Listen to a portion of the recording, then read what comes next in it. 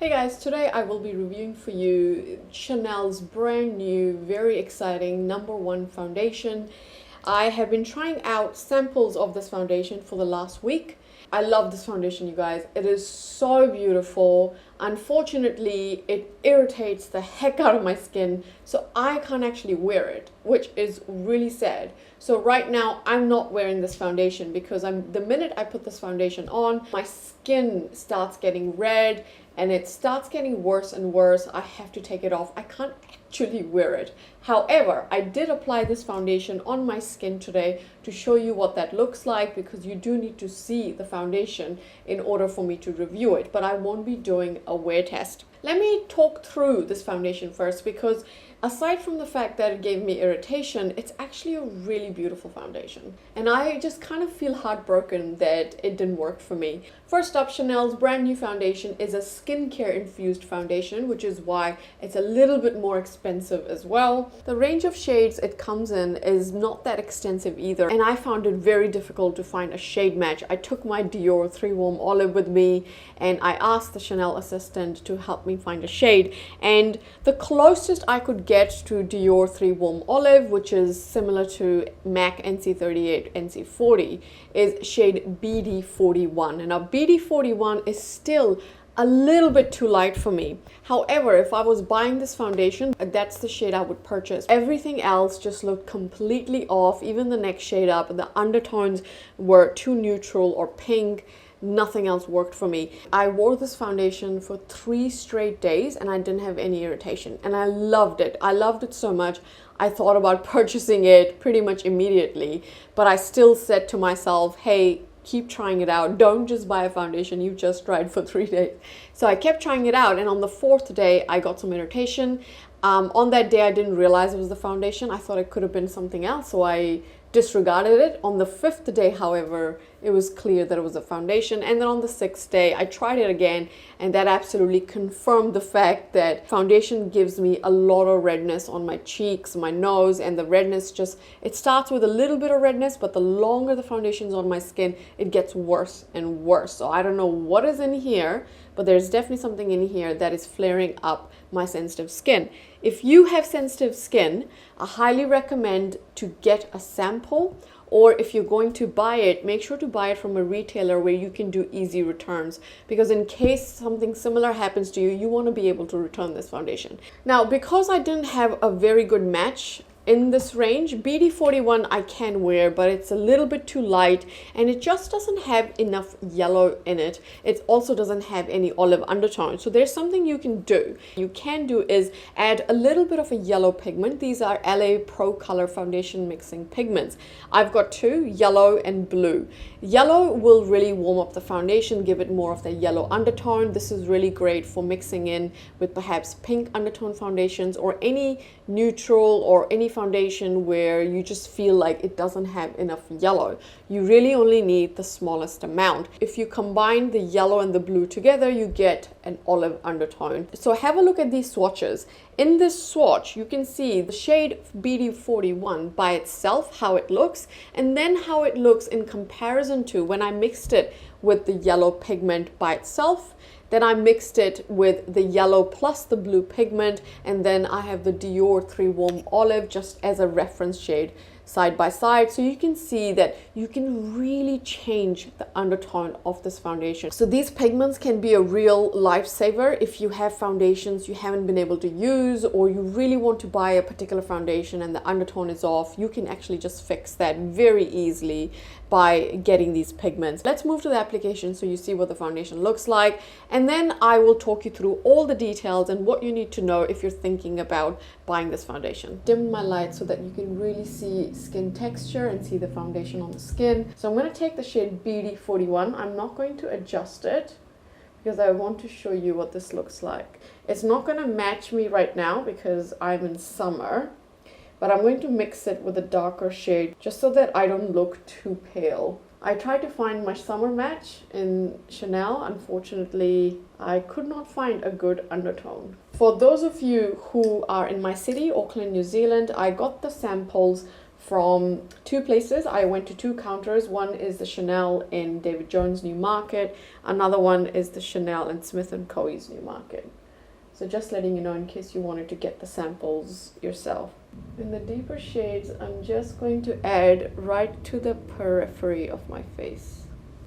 Just by looking at this foundation, you can see that it's a very thin and fluid foundation. It's really a pleasure to use and to blend just because of how sheer and thin the formula is. Now I'm going to take the Spectrum brush number 8 from the KGH collection, and I'm just going to blend out this foundation. That's how it looks on my forehead.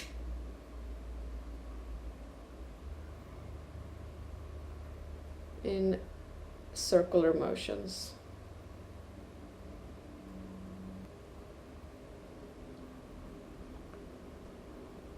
Foundation really blends beautifully into the skin. You can also use a normal foundation brush to apply this as well, or your fingers. It applies really well and you buff it into with your fingers. In terms of application, I really haven't had any issues with this foundation. I've been able to use it with any application method.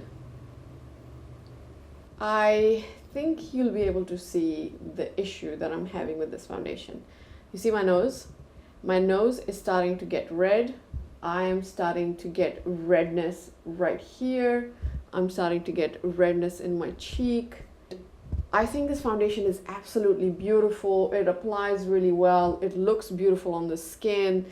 In terms of coverage, it is light coverage. It's not going to give me, I would say maybe light plus coverage, but it's definitely not medium coverage. You can tell that it hasn't really concealed the pigmented area around my lip. You can kind of still see that through. It doesn't look bad or anything. It's just if you're looking to cover that up, you really can't do that with this foundation. It is targeted for people who are looking for that light coverage. So I am sorry, you guys, I can't do a full wear test and a full review like I normally would for this foundation because I can't actually even wear it.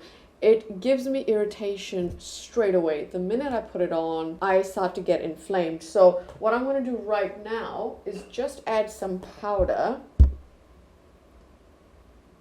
just to show you what the finish looks like. Okay, here's the finish.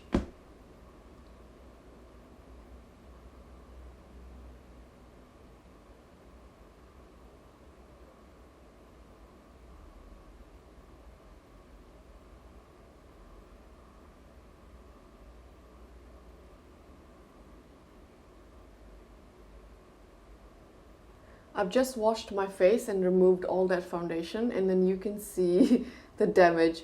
This is the irritation. Oh my gosh, it's everywhere. It's all over my cheeks, it's here, it's on the nose. It looks really bad, you guys. This is the worst reaction I have ever had to a foundation. I've had reactions before. I have sensitive skin and this is just the worst. I have now got a bit of an ice pack wrapped in a paper towel and I'm just gonna apply that to my face to help cool this redness down. Alright, you guys, I am sorry that I wasn't able to show you what this foundation looks like for an entire day or even really for half a day. I would have loved to be able to show you what this foundation looks like in half a day, because one of the amazing things about this foundation is that it actually looks better on the skin as the day progresses, and I was really impressed by that. I noticed that the first time I used this foundation. Back then I thought it was a fluke, but it happened again the second day and the third day. So when you first apply it, it looks like a nice, beautiful, natural hydrating finish. You finish the rest of your makeup, and then after an hour, if you have a look at your skin actually looks even better. The finish of the foundation just improves as the day progresses, and it starts looking creamy on the skin. So initially when I first apply it, it looks a little bit matte, a bit of a natural finish, but as the day progresses, it becomes creamier and creamier. It looks radiant. It just looks stunning. It looks stunning on the skin as the day progresses. So that's a huge pro for this foundation. I'm just going to go through the pros and then we'll talk about the cons. It is very lightweight, so very thin formula, easy to glide, easy to blend. I've been able to use it with all sorts of application method. I really haven't had an issue. Skin prep hasn't been an issue. I could use hydrating skin preps or more mattifying skin prep, and the foundation has really adhered well to my skin on both fronts. Now, it is a light plus coverage foundation, which may be a pro for some people, but it will definitely be a con for others. If you're someone who's looking to cover a lot of acne spots, pigmentation, this may not work for you because it's just not going to cover those. You're going to need additional spot concealing, or of course you're going to need to look at a more higher coverage foundation option. I do think that the foundation has really good coverage. For me, I enjoy medium coverage foundations the best. However, I also like light plus coverage. Something that's going to perfect the skin, is going to look a little bit skin-like, but it's not going to look heavy. And this foundation does not look heavy. Sets in seamlessly. It looks absolutely beautiful. It also didn't really cling to my dry patches. Amazing. Barely any clinging to dry patches. And then fine lines. I pretty much didn't have any settling in fine lines. It's only really the end of the day that I saw just a hint, and I mean I was looking very closely with the mirror, it was just a hint of settling. But really, one of the top foundations I have found so far that really doesn't settle into my laugh lines. So that was spectacular. It's got a very nice smoothing finish. It didn't emphasize my pores. It didn't settle into pores. It was nice and smooth over the pore area.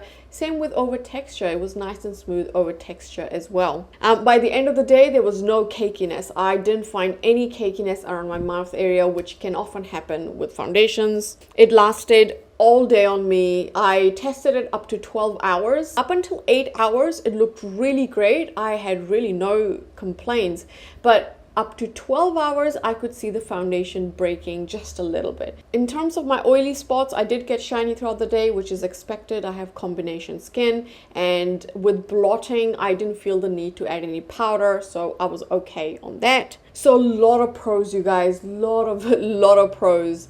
Cons, of course, shade matching was a bit difficult for me. If you can find a really good shade for you, I think that's fantastic, but I think many people will struggle because there just isn't a wide selection, both in terms of undertones and in terms of actual shade spectrum. The other one is fragrance. It has a fair bit of fragrance. You can smell it the minute, yeah. You can definitely smell it. It smells really nice, so it's not an offensive fragrance. Of course, we're talking about Chanel. It also doesn't linger, so after I've left it on the skin, I don't smell it throughout the day. It's really in the beginning that I really smell it. Formulation doesn't have any alcohol, which is great. And of course, the biggest con for me is irritation. As you saw, it really flared up my skin, and very quickly. In the past, when I've been irritated with a foundation, it's generally been either that it causes me to break out, or that irritation comes more towards the end of the day, and then I'll start seeing some irritation. But this one, wow, it was instantaneous almost. There I am blending the foundation in, and my skin, my nose and my cheek starts flaring up, and straight away I needed to take it off. So perhaps not the best foundation for sensitive skin, which is a shame because the foundation is close to perfection. And I was very much prepared to purchase this foundation, but I'm not going to do so. That's it, you guys. Just a very quick review of this foundation. What an absolute shame that I cannot buy it. However, I hope this information is helpful for you to decide whether this is something you want to try out. Thank you so much for watching, and I'll see you guys in the next video. See ya.